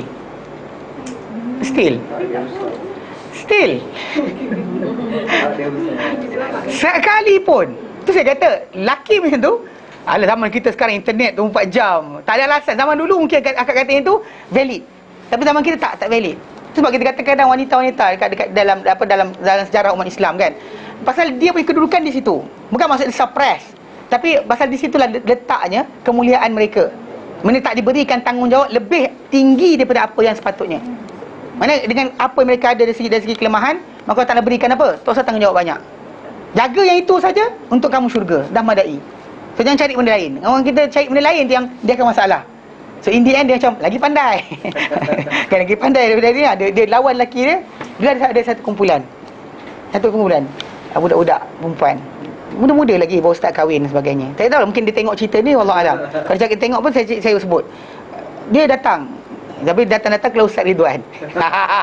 Ustaz Ridwan kan dia terus volume 5. Sampai volume 5. Masa-masa je volume 5. Dia orang balik dia orang bantai apa, balik-balik dia bertekak dengan adik-beradik dia sendiri, dengan keluarga dia dan sebagainya. So in the end last suami dia tak suka dia datang kelas. So datang dia ambil kitab nak beli buku. Kemudian dia tak jadi nak datang lah, dia pulang balik buku berkenaan. So bila datang jumpa jumpa saya. Saya kata dengan dia tak apa, saya kata untuk wanita tu suami dulu. Tapi suami saya macam sekian. Kemudian tak apa, doa minta Allah Taala berikan hidayah.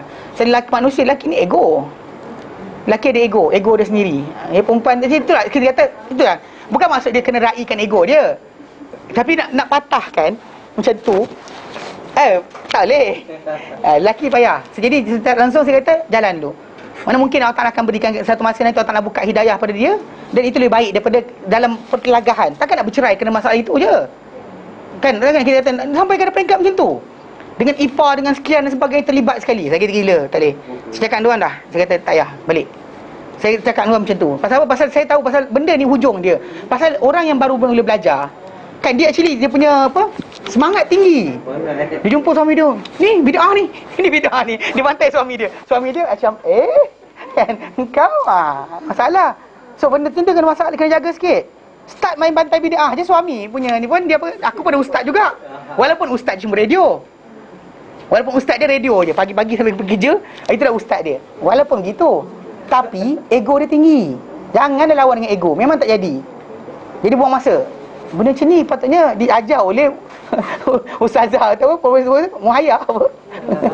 Tapi saya akan cakap pasal benda ni kena tahu. Saya 8 orang kakak. So berkenaan tajuk ni, saya terus terang saya kata, jangan buat. Kalau dia kata memang tu, janganlah lawan ego dengan ni. Tak ada siapa menang. Kan tak saya menang. Nak menang masuk mahkamah. Tak payah. Tak ada saya buat trofi apa? Piala. Kena menang apa? Berdebat dengan suami. Tak ada piala Jadi buang masa. Kita dah tahu kahwin dulu dengan percintaan dan sebagainya. So down kan, satu pihak kena mengalah dulu. Bagi kita lebih bijak daripada dengan suami kita. Dan kalau pandai, down kan dulu. Lepas tu nanti baru tune balik. Beli buku kecil-kecil ke, suruh kata bang tolong ajar saya. Kan pandai-pandai lah. Abang tak bagi saya belajar, abang ajar saya sekarang. Serius ni? Kan? You ask kan? Abang ditugaskan untuk didik saya. Sekarang abang baca untuk saya. Abang tak nak bagi saya datang ke kelas ustaz, dia nak ajar saya. Cakap macam tu, direct. Dia akan pergi lepas tu. Dia ego dia, mesti dia aku ajar kau. Itu benda biasa. Faham tak? Kalau suami tak nak kan kata abang tak bagi saya datang kelas, abang ajar saya. Tapi namun untuk kata langgar, keluar daripada rumah tidak sekali-kali. Jangan buat. Ingat betul-betul. Pasal ini kata zatad din. Ini dia kata cari dengan ada agama. Bukan maksud dia over sampai pandai sangat. Sampai last sekali dia macam dengan lelaki tadi. You kan tak reti. You ini bid'ah. You sekian. Masalah. Memang betul kadang-kadang banyak lelaki. Dia actually dia dari segi masalah apa. Untuk huha-huha. Kan untuk happy-happy dia cari perempuan yang tak ni. Tapi bila nak kahwin. Cari. Kan orang daripada tu tudung labuh sampai ke lutut. Kan? Tu nak kahwin dengan tu. Tapi bila ketika tu tak ni. Tapi bila dalam expectation, wanita tu kadang over ibadat banding dengan dia. Suami tadi kena ni, kena co-op pula sekali lagi. Dia lambat pula, tunggu pencen. Dia bagi alasan lah, I tengah cari harta untuk you ni. Kan? So konsep dia kena faham. Walaupun lelaki tadi tak boleh nak didik isteri dia, still isteri tadi tidak ada di dalam Islam untuk overlap. Pasal Nabi letak 5 tadi. Taat Allah, taat suami, jaga kehormatan, puasa pada bulannya, semayang pada hari-harinya, puasa pada bulannya, dalam Musnad Ahmad. Maka dikatakan pada wanita berkenaan, masuklah pintu syurga bagi kau nak. Mana tempat itu adalah tempat Abu Bakar. Kadar Abu Bakar. Tingginya kan Abu Bakar radhiyallahu anhu, dia adalah seorang yang bila Nabi kata apa? Siapa sedekah hari ni? Siapa puasa hari ni? Siapa ziarah orang sakit hari ni? Siapa baca Quran hari ni? Abu Bakar. Ini bukan dia dapat tahap tadi kerana dia sengaja aja dapat. Tak. Dia buat. Sampai kan lepas daripada Rasulullah wafat tu yang jadi kes yang Omar ikut dia. Omar tengok lepas daripada sembahyang subuh dia hilang. Lepas dia masuk satu rumah. Omar kata dia ni ada kahwin ni lah baru ke? Kan ada affair ke kan? Kita tengok. Lepas tu Omar tunggu. Lepas dia keluar, Abu Bakar keluar, Omar masuk dalam. Dia tengok semua perempuan buta situ. Lepas tu dia tanya perempuan tu, siapa yang masuk tadi? Dia kata tak tahu. Lepas tu apa ni orang tu buat? Dia kemaskan rumah aku, masakkan makanan untuk aku dan sebagainya. Lepas tu dia keluar. Bapak dia tiap-tiap hari dia buat macam ni. Tiap-tiap hari. Lepas tu Omar keluar rumah tu dia kata apa? Engkau susahkan, engkau letihkan khalifah selepas engkau wahai Abu Bakar. Mana ini siapa jadi khalifah lepas Abu Bakar? Kan tak ada gila letih. Kan Abu Bakar punya level. Tak ada siapa yang kejar. Tapi seorang wanita, boleh Nabi kata apa? Akan dikata pada dia, masuk ke syurga mana dia nak. Jaga 5 benda tadi. Tak sampai pening kepala. I tak hafal Quran sangatlah. It's okay. 5 tadi jaga tak? Dia tak ada masalah. Jaga 5 benda tadi. Dia kan kata orang tu overlap, dia nak jaga tinggi sangat kan. Sampai last sekali dia macam, I dah hafizah, you tak hafizah lagi. Dah dengan laki dia kan. Laki dia baca Quran berangkat-angkat lagi. Dia hafizah dah. Datang Yayasan Taklim masuk kelas tahfiz Quran. Itu laki dia macam, masalah bini aku ni. Lawan tu okey pula. Masalah lah. Faham tak? Jadi secara asasnya tak ada masalah. Okay? Kejar syurga ikut kadar masing-masing. Ya. Masih bawah tapak kelas berapa? Tanzani. Siapa? Pertama, hadis itu tidak sahih. Selalu ustazah. Ustazah tu masalah dia. Itu yang ustazah tu dia keluar. Dia lelaki kat rumah. Tak, actually benda tu hadis tak sahih. Memang kita kata dalam hadis yang datang ridha Allah fi ridha walidain. Ridha Ta'ala pada ridha dua ibu bapa, wa sukhutullah kemurkaan Ta'ala pada kemurkaan ibu bapa. Itu ada hadis yang hasan. Tapi yang lain-lain tu tak pakai. Tapi dari segi masalah kita kata sampai peringkat kan, kedudukan mak bapak tu yang tinggi. Bahkan Nabi kata dalam hadis yang sahih, Nabi kata raghima anfuhu. Rugilah dia. Siapa? Orang yang sempat mak bapak dia ketika tua tapi tak masuk syurga. Salah seorang tu dulu sekali. Man adraka al-kibari ahad walidai. Salah seorang mak bapak dia au kilahima tu dulu sekali walam yadkhul jannah tak masuk syurga. Nabi kata orang ni rugi. Tapi bagi siapa? Laki je kena. Perempuan dalam redha kan tak perlu macam pilih either my husband or my mother, tak payah. Just tumpu satu je. Lelaki, salah. Dia ada banyak benda. No apa lagi. Kemudian jiran-jiran apa jadi kena tengok. Lelaki benda tu kena faham Bila Allah Ta'ala berikan anda kelebihan sebagai lahir sebagai seorang lelaki, maksud dia itu untuk tanggungjawab, bukan untuk privilege. Macam aku lelaki. Tak payah fikir macam tu. Tanggungan lagi berat. Dia tanggungan berat. Macam para anbiya dapat tanggungan sebagai utusan Allah Ta'ala. Dia bukan jadi benda tu untuk berbangga, tapi jadi apa? Bebanan. Beban ke atas mereka untuk menyampaikan. Wajib, bukannya sunat. Kita ni tak boleh kan, sunat, sinat, tak apa. Nabi para anbiya tak macam tu. So wanita tak ditanggungkan benda berkenaan. So pilih jalan tadi, cukup. Yang pening kepala. So pilih berkenaan dengan tajuk apa? Pertama, mesti agama tu adalah benda yang utama.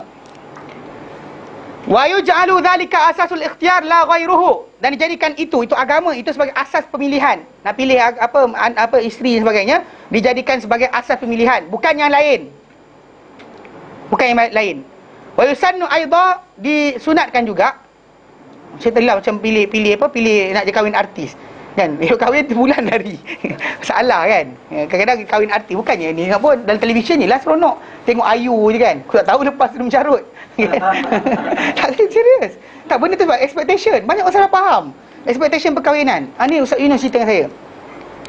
Dia kata ada seorang budak lu pelajar daripada Universiti Madinah. Dia balik Malaysia, nak kahwin sangat nak kahwin. Kan? Lepas tu bila nak kahwin sangat, dia kahwin tak tanya orang, duduk pilihan sendiri. Sekali kahwin cukup sebulan nak bercerai. Sebab apa?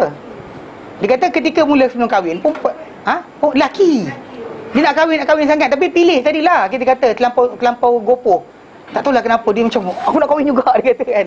Sekali bila kahwin, dia actually ketika pemilihan tak pilih betul-betul. Ialah pilih dengan advertising tu lain. Kan tahu? Kan ketika advertise kan dengan pakai je, ya saya kan, makan pun kan sikit ujung mulut pada makan kat rumah gitu kan. Gitu kan. Actually expectation mereka kan berlaku. So jadi bila kawan ni dia kahwin kan. Lepas tu Ustaz Yunus cerita lepas sebulan nak cerai. Sebab apa tahu? Isteri yang dia kahwin tadi pada mula-mula jumpa baik kan, diam tak cakap banyak. Lepas kahwin rupanya kuat mencarut. Baru tahu perempuan tu kuat mencarut. Keluar dari mulut tu selamba je. Setelah sekali dia tak tahan, dia minta cerai. Kadang-kadang macam tu expectation. Ketika itu kenapa pemilihan tu penting. Kalau anda tak kenal orang berkenaan, tanya. Tak payah anda spy sendirilah, tanya kawan-kawan ke, dia ni macam mana. Kan, tanya orang sekian, tanya. Kan, hantar mak kita pergi tengok kan, pergi tengok jiran dia, pergi masuk kampung tu, tengok kedai kopi tu, tanya orang tu siapa, bapak dia siapa, mak dia siapa. Tengok, bukan main terjah je. Nampak rupa macam artis je, macam model dia, terus beria melupur nak kahwin. Kan? Saya tak sebut nama. Okey. Baik. Lepas kahwin menyampah. Tengok masalah.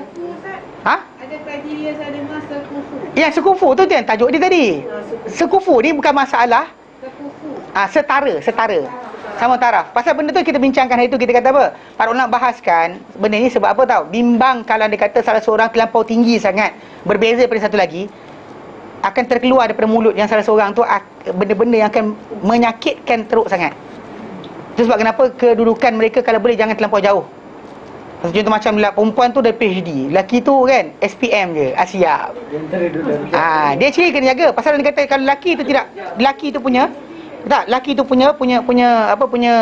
punya peribadi tak kuat, memang dia akan down. Kalau perempuan tu kata you kan, bodoh lah, habis. Kan SPM ke kan ni, Julai paper pun tak lulus. Tak mati kawan tu. Dia actually kena jaga-jaga, bab tu kena jaga.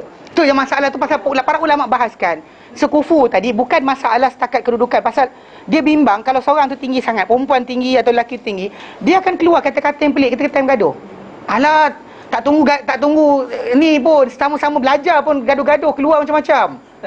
Kan sama-sama kenal kan, bercinta kan dulu internet kan 3 tahun bercinta, gagau duduk nangis-nangis depan komputer. Tapi bila time gaduh keluar juga benda pelik-pelik. Bahaya. Bayangkan kalau dia kata tahap tak sama, agak keluar tak? Bapak engkau tu habis, mak engkau tu bukan. Janganlah buat pasal. Itu pasal para ulama bahaskan sebab apa? Bimbang akan berlaku panggil tidak berjaya perkahwinan tadi. Dengan sebab itu kita kata ambil kesetara tu patut. Contoh macam orang tu daripada istana besar kan, bawa pergi tinggal apartmen. Kau fikir benar kan? Kan, bawa pergi istana besar, bawa turun apartmen punya level ataupun setinggan. What do you expect? Kan, benda tu dalam filem boleh tunjuk Snow White Dalam cerita televisyen tak apa, dalam realiti masyarakat tak akan terkeluar daripada mulut seorang tu. Kan Ivan P. Ramlee pun bini dia lari. Kan dalam cerita ibu mertua aku tak tahan apa, duduk dekat nangis-nangis kan, P. Ramlee dia. Itu contoh lah, tapi benda tu betul. Itu keadaan masyarakat. Mana itu sebab kenapa sekufu tu penting. Tapi tak menjadi utama agama. Pasal kan kata agama ada, orang tu duduk keadaan mana sekalipun tak ada masalah. Hatta kalau dia daripada golongan paling hina sekalipun, dia kedudukan akan lebih baik daripada orang yang satu lagi.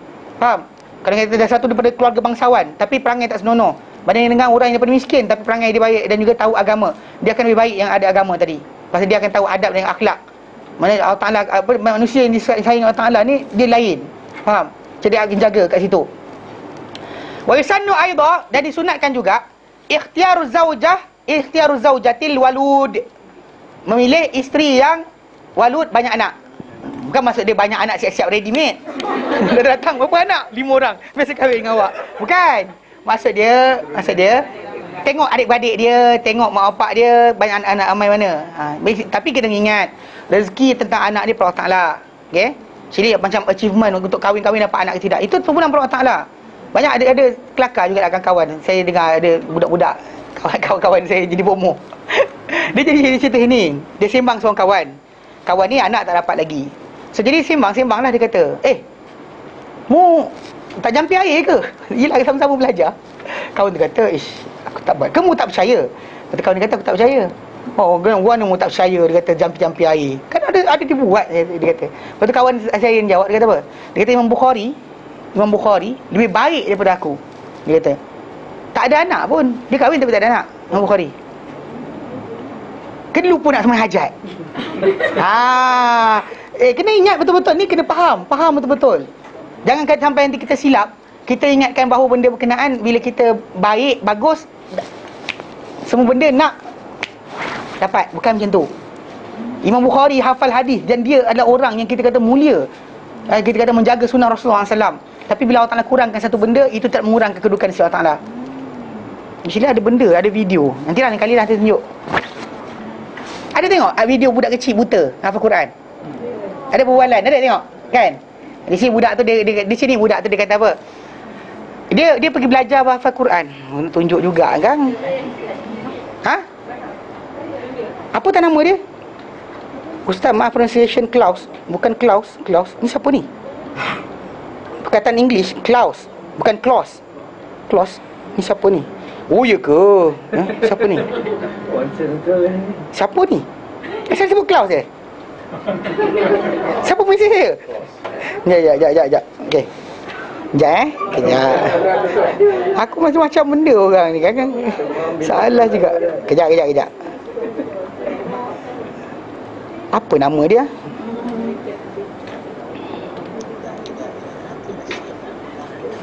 Masalah lah, dia tak ada nama lah pula.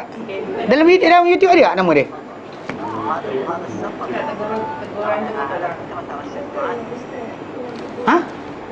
Ada benda tadi Saya sebut Klaus ke? Entah Klaus ke benda? Ya. Apa nama video ni? Tak tahu lah, tapi nantilah. Dia ada video ni. Cerita di sini, budak buta ni. Dia kecil sangat nak tunjuk macam mana. Dia budak ni, dia buta. Dia hafal Quran. Tempoh dia hafal Quran ni panjang. Dan bahkan yang cerita dia, ketika dia hafal Quran tu, dia ulang alik berjumpa guru dia tadi. Sampai kadang-kadang tu satu hari satu ayat je. Kita kalau, lambatnya guru aku, satu hari satu ayat dia hafal. Dia pergi musafir jauh. Apa nama dia? Fahad Al-Kandari. Fahad okey, Al-Kandari. Mana dia? Arab tu Melayu tak? Dia Arab. English Ini Melayu lah. Aku ada Malay punya.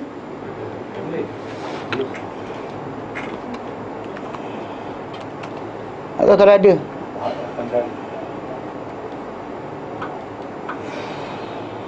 Tak tahu lah kalau ada dalam ni. إذا ذهبت إلى الشيخ وكان عندك شيء من المراجعة وأخطأت خطأ. Okey, boleh bahasa Inggeris semua kan? Inggeris semua kan? Okey.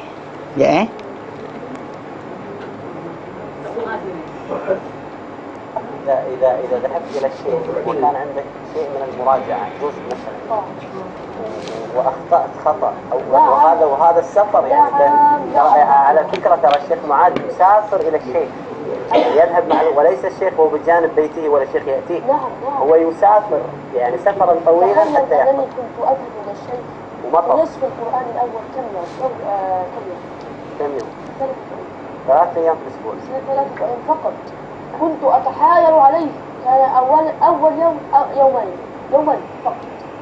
تحايلت عليه محاولة شديدة ليذهب إليه 3 أيام وكان dia minta nak belajar banyak hari. Memula guru tu bagi 2 hari je seminggu. Lepas tu 3 hari je seminggu. Dia usahakan supaya guru dia dapat bagi dia lebih daripada satu ni. Minta nak belajar sangat. Jadi dia kata bila dia minta 6 hari, guru tu strict pada dia. شديدة يعني كان يمكنه أن يعطيني آية واحدة فقط. Mana dia pergi hari tu sehari 1 ayat je tuan dia, guru dia bagi hafal. Lepas tu balik. Dia minta 6 hari kan, guru dia bagi 1 ayat balik. فقط هذه المسافة كلها يعطيك آية واحدة. والله كان أفعله. الله. في بعض الأيام كنت لا ألعب أبدا. ولكني سمعت أنك فريد. الحمد لله ربنا ألعب علي. لا. هو شيء من البصر سبحان الله. الحمد لله وعلى هذه النعمة. أنا في صلاتي لا أدعو أن الله يرجع له بصر. Kira apa? Bila dia solat dia kata aku minta Allah jangan bagi baik aku lihat semula. لا تريد أن يرجع الله. لماذا؟ لعل يكون يحدث الانتفاع. فيخفف عنه بعض من العمل. وأقف بين يديه خائفا متوكلا يسألني ماذا فعلت في القرآن؟ فعسى أن يخفف عنه والله يدخل من يشاء في رحمته. ولكنه أنعم عليه بالقرآن وأنا الحمد لله إذا أردت أن أذهب إلى أي مكان أذهب وحدي فقط وليس معي أحد لكن أبي يخاف علي.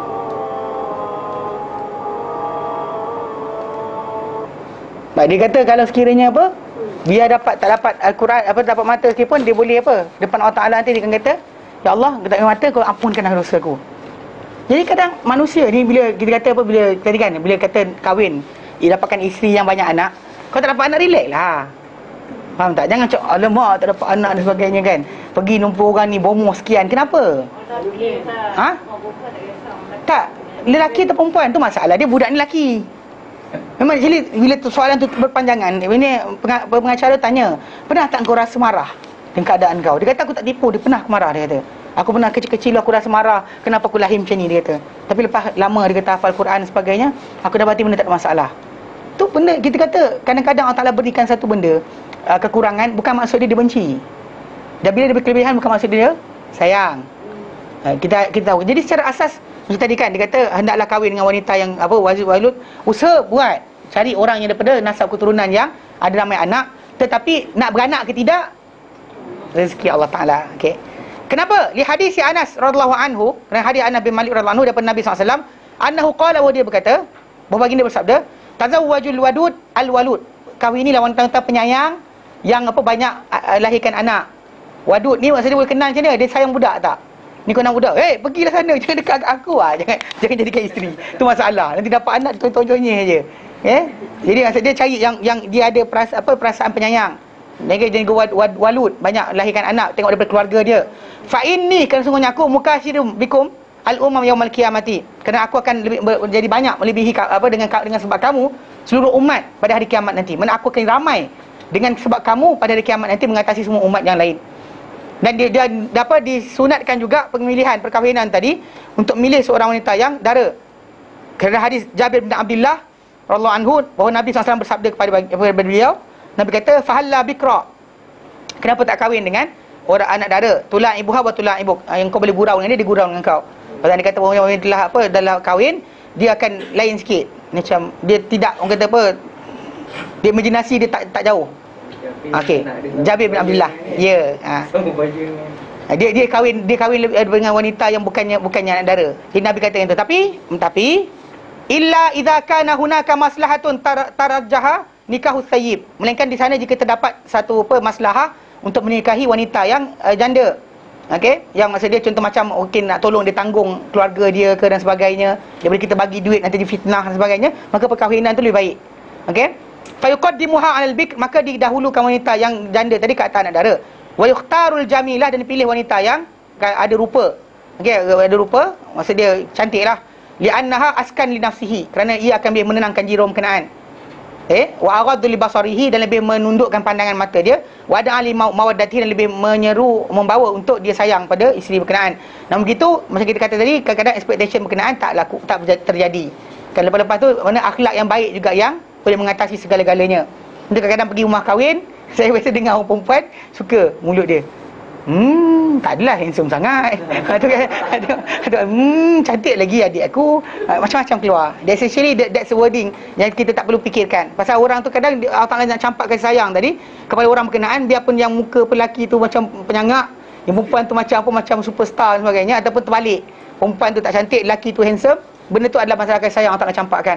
So jadi bagi orang yang datang jumpa pergi perkahwinan, maka nanti walimah kita akan bincang, pergi sana doakan keberkatan. Jangan pergi ngumpat, faham? Doa keberkatan. Barakallahu lakuma. Doakan mereka diberkati.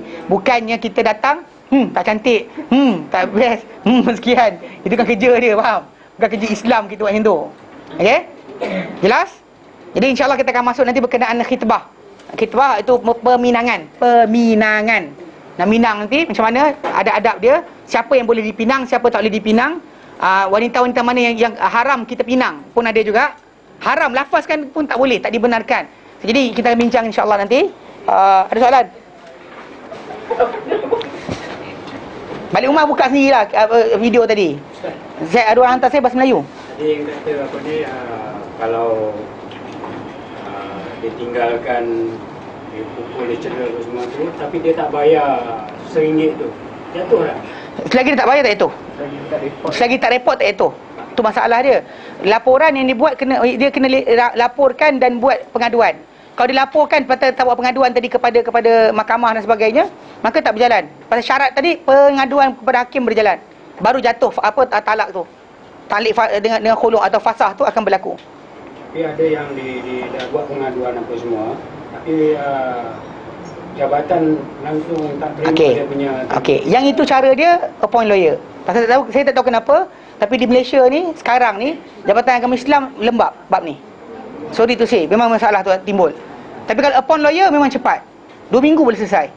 Tapi kan dia kata tak ada lawyer, datang sendiri cakap, dia ustaz ataupun dia tu, sebab kenapa saya kata awal-awal lagi. Lain kali anak pandai hantar belajar agama. Tahu? Bila kita hantar yang genius belajar agama, dia tahu takut Tuhan. Pasal Allah Ta'ala kata innama yakhshallah min ibadihil ulama. Hanya takut Allah Ta'ala dengan hamba-hamba ni siapa? Orang yang berpengetahuan saja. So kalau kata orang tu grade D atau E atau F, kan, yang tak lulus PSA sekolah menengah biasa, campak sekolah agama, lepas tu jadi pegawai. Yang tu yang sebab dia punca tu pasal DEF. Orang grade DEF, yang ABC gimana? ABC pergi jadi doktor, lawyer, engineer dan sebagainya. Yang DEF mana belajar soal agama. Lepas tu masuk je jabatan, tu perangai dia. Tu masalah dia sebenarnya. Kadang dia kata dia orang ni, pasal seriously saya tengok ramai. Tak tipu, saya bukan DEF memang betul. Tolong sikit. Saya bukan DEF. Tapi cerita dia benar betul. Saya tengok sendiri. Memang banyak orang yang pergi masuk sekolah jabatan agama Islam ni, kadang-kadang dia orang ni daripada orang buangan tadi. Mana sekolah agak biasa tak boleh, akademik tak boleh, bapak hantar sekolah agama. Lepas tu dapat Sarjana Pak Senawi, masuk jabatan. Lepas tu perangai tadi tak hilang. Perangai tadi tak hilang. Dia tak faham. Dia tak faham kepentingan tanggungjawab dia sebagai benda berkenaan, sebagai tanggungjawab Allah Ta'ala tanya nanti, dia tak rasakan. Pada hadis Nabi kata apa? Man waliya min Nabi doa, Allahumma, Nabi kata, ya Allah, barang siapa yang mengurus urusan di kalangan umatku sesuatu perkara, fashaqqa alaihi, maka dia susahkan urusan tadi. Fashquq alaihi, maka susahkan ke atas dia. Seriously, kalau orang tu belajar, serius dia akan takut nak pegang jawatan tu. Tapi sekarang orang tak kisah. Kan duk yang kaki, duit zakat akan masuk jadi poket dia. Tu masalah ni. Cakap dengan cakap kena gam, nak tahu lah. Gam pun saya ngajar kat sini je. Okay. Faham Secara asal tu masalah dia timbul. Tapi normally bila appoint lawyer akan tahu cara untuk percepatkan urusan. Tu je. Kalau dia kata tidak ada lawyer, memang saya dapati sekarang ni di Malaysia datang mahkamah syariah masalah. Dan normally lawyer fee dalam benda macam ni biasa dalam 2,000 lah. Kutiplah adik-adik 500 orang ke 200 orang. Kalau adik-adik ramai lah, tak minta ada 4 saudara yang kaya-kaya minta. Tak cerita saya cara macam tu, pasal selesaikan masalah dengan cepat. Kalau anda kata dia buat macam tu, memang salah. Dia tak boleh nak settlekan. Jelas Memang dia kata fee lawyer dan 2,000. Saya pernah ada jumpa ada orang nak selesaikan masalah macam ni 2,000. Dia bercari balik. Memang problem. Pasal kes Jabatan Agama Islam. Ada orang tu dia nikah di KL. Urusan semua patut di KL. Maksud dia cerai pun di KL lah. Tiba-tiba bekas suami dia tadi pindahkan kes, minta supaya kes dipindahkan ke Pulau Pinang kerana konon nak jaga mak dia dan sebagainya. Boleh orang sini hantar fail, sedangkan memang tak boleh keluar. Di mana dia nikah, di situ diceraikan. Tak boleh dia bawa keluar. Tapi itu lawak cerita dia. Sampai orang tu pegang kan. Kenapa dia hantar ke sana? Dia pula hantarnya kita, kenapa hantar ke sana? Dia yang bagi hari tu, kita pula kena.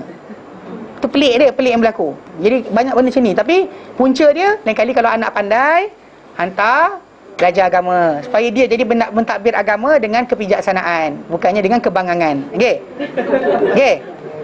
Wallahu a'lam. Baik, berhenti sini. Wassallallahu ala sayyidina Muhammad wa sallam alhamdulillah alamin. Subhanaka hamdika asyhadu an la ilaha illa anta astaghfiruka wa atubu ilaik. Assalamualaikum warahmatullahi taala wabarakatuh.